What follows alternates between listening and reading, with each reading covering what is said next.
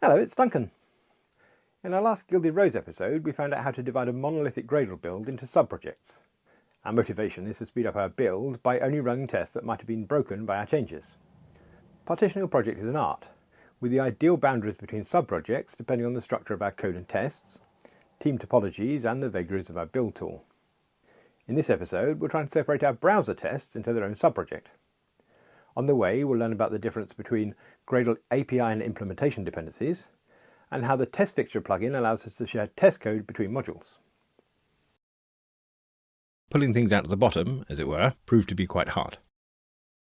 We left the last episode having extracted an app subproject from our single top-level Gradle project, and then also extracted some of our domain classes from that. So we have a domain subproject, which basically has the same build file, but this contains things like ID and item and the low-level bits. And my idea was to split up the build so that there's a fire break in our dependencies, so that we can make changes in one project without having to build or run the tests in another. When I tried to go forwards from here, though, I had trouble. The rest of the classes in our app are really quite dependent on each other. So pulling things out of the bottom, as it were, proved to be quite hard. Instead, then, what I'm going to try is separating a layer off the top. So I'm going to start by rolling back that last change. This commit created the new app module, and this one separated the domain out of it. So I think if we just say revert that commit, then we should be back where we were here. Let's have a look. So here's our app. It has source, main, Java, com, Gilded Rose, domain. Unfortunately, the empty directory here for domain hasn't been deleted. So let's just do that ourselves. Okay. And then we will build and run the test just to check that everything is okay. That'll take a little time, but we all seem to be good. So then, what is the very top of our dependency tree? Now you might think that it was this app here, the thing that we actually start, and the main that calls it, that's here. But in fact, I think that's not the top of the tree. The top of the tree is the tests, or at least the tests of the app. And in particular, in test here, if I look in com Gilded Rose, you'll see we've got these browser tests. These actually run up the app and check that it works. Now then, they're really quite slow, which is why we disable them here unless we have a specific system property. So it seems to me that pulling these out into its own module would be a good way of separating them from the test tree of things that we want to run every time. My mission for today then is to move delete items browser tests and add item browser tests into its own Gradle submodule, and to remove from our app submodule the things that are only required by the browser tests, which is effectively Playwright. So in order to do that, I'm going to create a new module at the top level, a Gradle subproject, I think we call it. So I'm going up here and say new directory, and I want to call this testApp. And it will be a Gradle submodule if it's referenced in settings.gradle. So at the moment we reference app, and let's also reference testApp. And if I save that, then IntelliJ should come along and you see make testApp now bold. Now then, testApp is going to contain Kotlin code, so we need to tell Gradle that's how it's going to build. Let's take this build.gradle.kts and let's just copy it straight into testApp. I'm going to copy that into there, add that. And now if I was to do a build at the command line, say, with /Gradle w test -- console equals plain,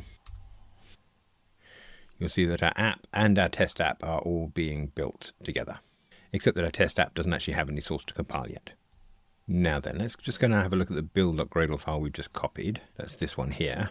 This is using Java and Kotlin on the JVM, but I don't think it's ever going to need the plugins for Flyway and Duke, so I think we can get rid of those. And if it doesn't need those, then it almost certainly doesn't need these. I'm going to leave everything alone in here for now, but Duke generator won't be a thing. But we do want context receivers, at least until we get rid of them. Don't need Flyway. And we don't need all this Duke configuration, because that will be handled by our app project. Ditto, Flyway, migrate, and generate Duke. Let's get rid of those. Let's see what that builds. Well, it seems to have done good, and if we run the tests, those are actually in the Gilded Rose app test at the moment, but it's still building and passing. Good. So let's go and see what we want to move. We've got this app source test Java com, goodness me. So let's take the add item browser tests and let's try moving that to our other project. And we're also going to have to move these things which are hiding. So we don't want it in the same source root. We want it in Gilded Rose app. Oh, where's test main? That's odd.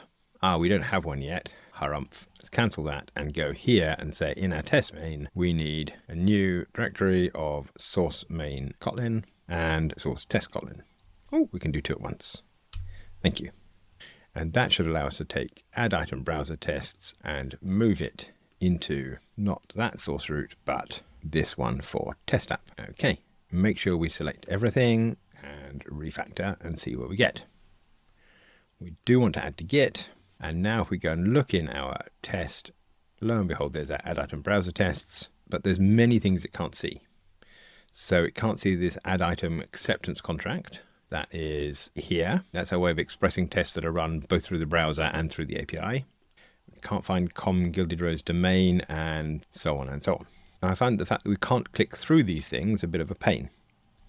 So actually the best bet is not to move it yet. We'll move it later on. Let's undo that move. There we go, and we'll add item browser test back again. And now what I'm going to do is I'm going to try and move this not into another whole subproject, but within this subproject. And in particular, I'm going to put it into a new source tree of testfixtures. Now, in order to make testfixtures work, I need to tell Gradle that I want them. So that's up here, and we can say I want ID, and I think it is Java testfixtures. See whether I'm right by building. An ID error occurred. It seemed to be happy. Let's try running the tests. Well, they're okay, so I don't know what's wrong with this file. There you are. It's fixed itself. Now then, Java testfixtures allows us to create a new source tree. So in here we're going to say new directory, and now you can see one of our options is testfixtures Kotlin. Brilliant. The rule is within a project that testfixtures can see main in the same way as test can see main, but test can see testfixtures. So we should be able to move something really low level from test into testfixtures and it will still build. What could we do? Well, this test data I think would be a good candidate, because this is where we have a factory for building items. It's used all over the place. Let's say that is in com Gilded Rose. We'll just say new package com Gilded Rose. And now I'm going to try moving this test data into there. I'm just moving the file. That's all good. Let's see how that does. I'm going to build. Okay, what's our first problem? Our first problem is that our test data cannot see dev fork handles result for k. Why is that? Well, if we look in build.gradle.kts and look at the dependencies of our main app project, it declares an implementation dependency on result for k. Now, an implementation dependency means that result for k can be used within this module, but isn't exported by it. It's a little bit odd that it is exported to the tests, but not the test fixtures. But I think if we just say API there, which tells Gradle that anything that depends on this subproject can see result for k, that might help. Let's have a look. And oh yes, lo and behold, that's actually buildable. Just find out by running our tests. And oh dear, wrong sort of result. I don't know how that happened, but let's get result for k dot star rather than the Kotlin one. Build and run. And that is good. So what we've seen is the tests in our test tree, these ones here. I'm just going to flatten all those packages. Well, that was quite a few clicks, but better. So we have test data in testfixtures. That's referenced by, for example, add item acceptance contract, which is in our test tree and is able to see the things that are exported by our main source. Right then, another thing we actually want to move is add item browser tests, but there's no point in moving that and leaving add item acceptance contract behind because the test fixtures can't see the tests. So let's go with add item acceptance contract first of all, and let's try moving that to test fixtures and see how we go. All right, we seem to have a lot of issues, but they're all around fixture. Maybe you cancel this one and let's do fixture first. So let's take fixture and say move that into test fixtures, complete with that little function, refactor that. And that's telling us that it would love to, but what about these in-memory items? So let's back up one more. And in-memory items is in persistence, so let's go and find that. We can move that into our test fixtures. It is in fact just used by tests and keep the test for it here. So let's try that one.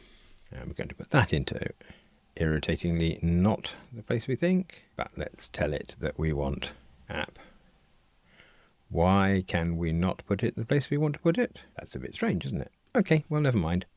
I'm going to cancel that, and I'm going to just drag that file and see how we do. So over in TestFixtures, I'm going to say new package of Gilded Rose persistence, and let's just drag in-memory items into there. Now we're being allowed to do it, so let's do it. Oh, and apparently there were no errors in that. So let's build and check that our tests will run. Good. Okay then, maybe we can do fixture. Let's drag it from here to here. Make sure we select everything. It's a bit annoying that you drag the file, but it only wants to really move the class. Okay, what's that saying? It's saying that Kotlin test assert equals won't be accessible in Gilded Rose app TestFixtures. I think I'm going to refactor anyway, and then we'll fix that. Here, now we don't have assert equals. Why is that? Well, my build.gradle.kts for my app imports the Kotlin test library as test implementation, not TestFixtures implementation. Shall we try that? So apparently it still can't see it. I wonder then whether this needs to be the TestFixtures API, not the implementation. Build that. Still not. But this is items contract. I wonder whether it was last time. I'll just go back and find out. So we go back into here and say undo that. Go to there, see where the error was. Apparently there was no error. That's a bit weird. Let's run everything. Okay, now we're back now to items contract, not knowing about Kotlin test assert equals. I still think maybe API is what's required in there. I'm going to give it another go. But no. Well, that's annoying, but a clean build seems to have sorted it out. We've got some worrying error messages here, and maybe here as well. But the best is the enemy of the good, so we'll add those to our list of things to worry about later.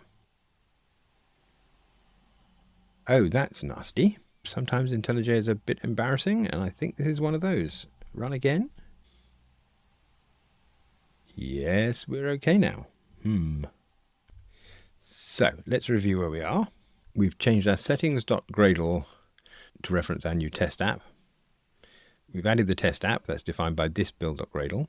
And at the moment, we've created the testfixtures here, referenced through this plugin, and moved parts of our tests into the testfixtures. I think that would make quite a good checkpoint. We've also got some issue with out and build directories and libs and so on that I think we might fix by editing our .gitignore file. So let's go and find that. It's here. I want Google API key anywhere, out anywhere, build anywhere. That means I should be able to get rid of app build. I think the fact that attic is explicitly here means that we don't need to worry about that. And out, I think, is a IntelliJ thing. Let's move that up there. And now let's have a look at our commit again. And lo and behold, those have all disappeared. Good. This is extracting common test code into app test fixtures. Let's go with that. Good.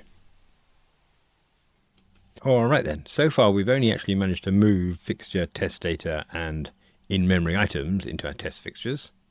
But I think we might have a punt now over the add item acceptance contract. So let's just drag that into here and see how things go.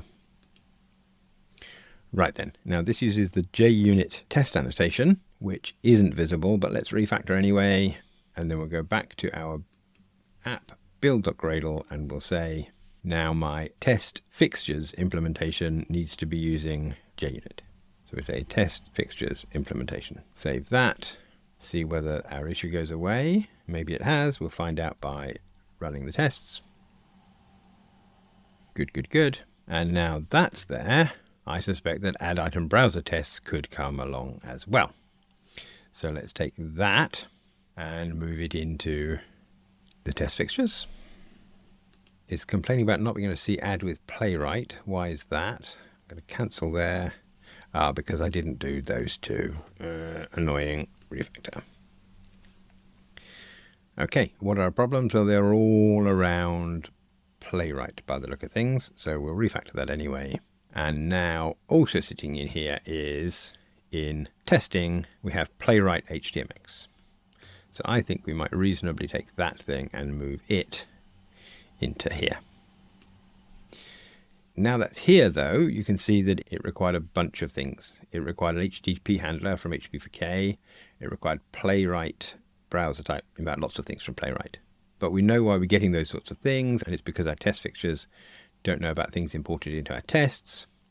So again, I think we might be able to say that if we take that and say Playwright is required by our test fixtures implementation, and now we have an issue with HTTP4K, this is HTTP handler here.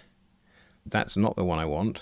I think probably I'm going to say that our main app subproject is going to export that by saying API. See whether that fixes things. Not yet. Still not yet. Maybe we have to make this like that as well. Good. Try the build and run. Oh, okay. Delete item browser tests. That's left behind now in Gilded Rose tests, but because this says it's a TestFixtures implementation on Playwright, it means it's not being exported from the TestFixtures. Perhaps the easiest way to solve that problem is to move the contract and the tests into our TestFixtures. Take those and move them alongside the other bits. Select everything, refactor. And now try. Ooh, good. Now we have everything building in the test fixtures of our main project. I think we should be able to move the actual tests, that's this one and this one, into the tests of our testApp. So we've got source main test Kotlin. I'm going to create a new package here of Gilded Rose. And let's try moving the add item browser tests into that with everything else in that file. Okay, so what's this telling us? It's telling us that app will not be accessible if we do, and roots and a bunch of other things.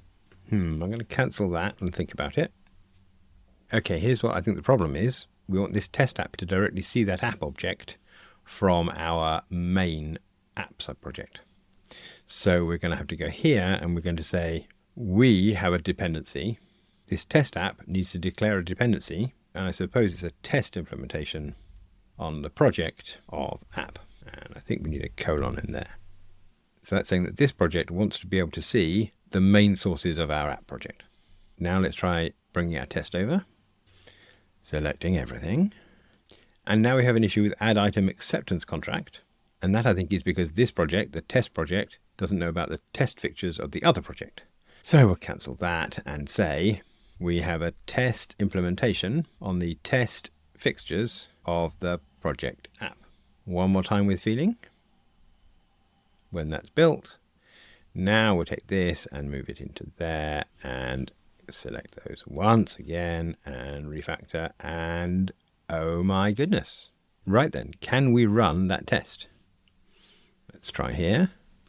It builds, things happen, and apparently it passed in 7 seconds. We weren't actually showing the browser. Let me try it that way around. And oh goodness, there we go. That's rather pleasing. Good. Just undo that. And now I think that delete items browser tests should be able to be moved over into our testApp as well, remembering to bring all its little wizards with it. Good.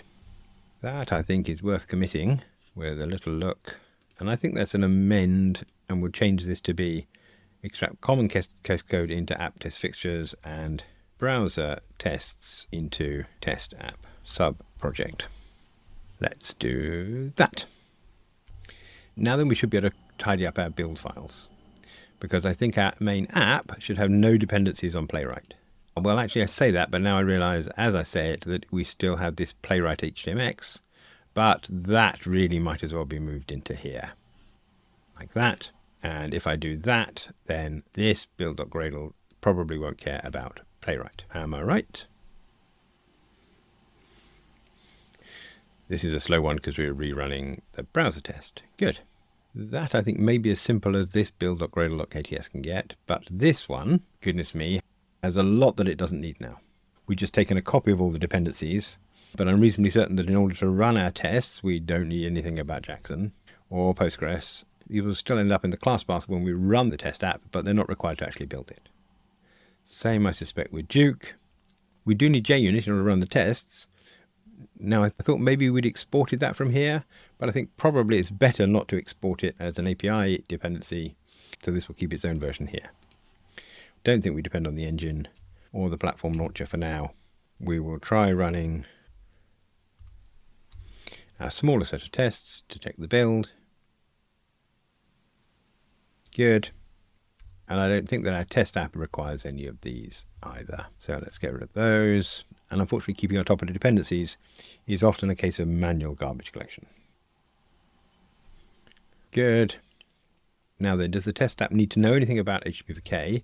Well, it does, but I think that knowledge is exported by this API here. And the same, I think, will be true of result for K. So if I'm right, we can get rid of all of those. Try that. Still good, apparently. And I think we can just tidy this into something that looks like that.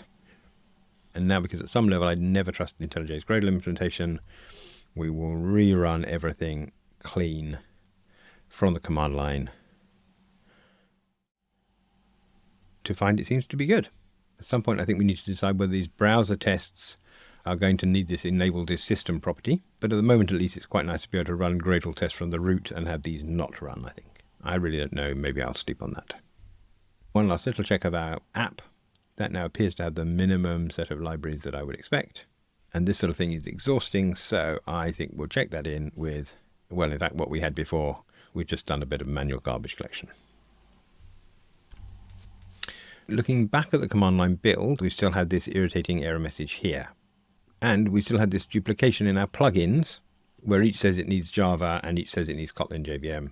And in fact, I think because they're both saying they want Kotlin JVM, that's the reason we're getting that odd error message. We have more duplication in the repositories, we have more duplication in the test tasks and configuring Java and so on and so on. Now, at one time, the Gradle solution to this problem was a root build.gradle.kts file that applied these conventions to all of its subprojects. That's hideously unfashionable these days. The cool kids are all using convention plugins. So before we share this potentially broken build with our colleagues, we'll have a go at creating a convention plugin next episode. If you'd like to see that, then please subscribe to the channel and maybe click that notification bell. You could like this video to help other people find the channel. Nat Price and I spent a happy couple of hours last night working out which of these topics for our Kotlin Conf workshop we are actually going to be able to cover in the time. It'll only cost you €715 plus VAT to find out. And finally, it looks like readers of the book that I wrote with Nat, Java to Kotlin and Refactoring Guidebook, also have great taste. So if you haven't already, you could buy a copy to demonstrate that you do too. Thanks for watching.